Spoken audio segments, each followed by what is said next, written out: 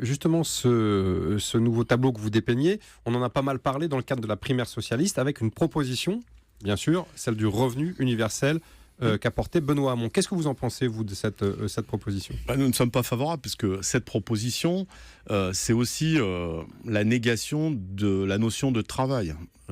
On se résigne à l'idée qu'il y a des gens, peut-être que certains...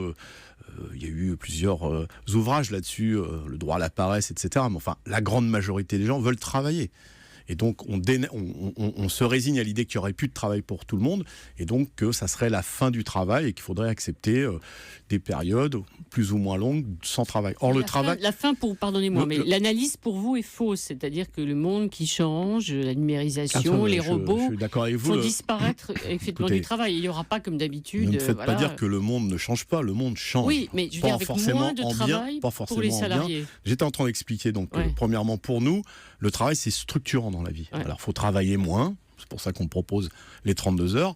Mais le travail, c'est structurant dans la vie. C'est les liens sociaux, c'est la mise en œuvre de sa qualification, de son savoir-faire. Donc, c'est structurant dans la vie.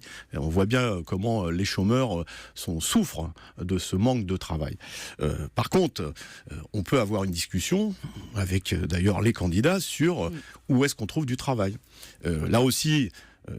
on part sur des fausses idées. On a beaucoup disserté sur le numérique, que ça allait supprimer. La première étude disait presque 47% des emplois. C'est une stupidité. C'est stupide pour vous, cette analyse. Les études sérieuses, je prends référence à un journal qui n'est pas proche de la CGT, c'est les Échos. On dit moins de 10%. Et pour une part, ça va aussi transformer le travail. Concentrons-nous là-dessus. Et en même temps, il ne faut pas opposer ce que certains appellent les vieilles industries et l'industrie du futur ou les nouvelles. Le numérique est une nouvelle technologie qui mérite d'être analysée.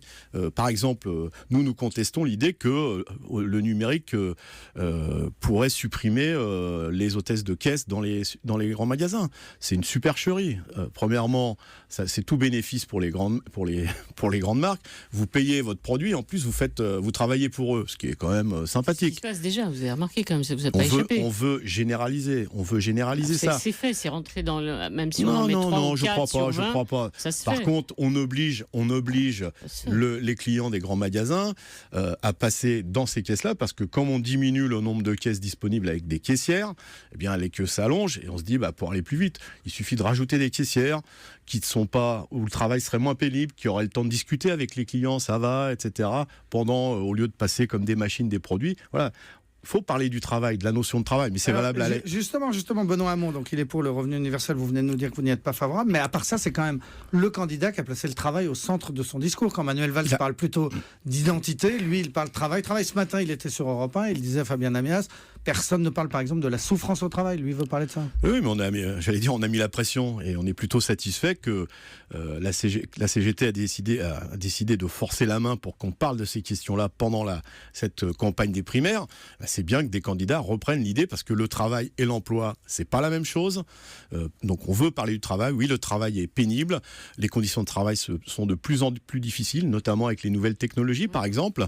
La productivité augmente, la souffrance.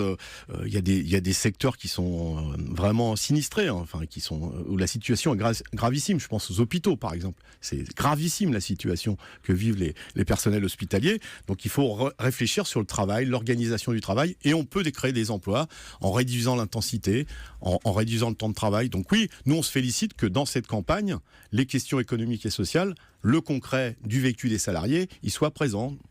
Monsieur Hamon parle de réduction du temps de travail, par exemple. Bon, c'est bien, s'il y a des propositions de la CGT, on va pas leur crier dessus quand ils reprennent nos propositions.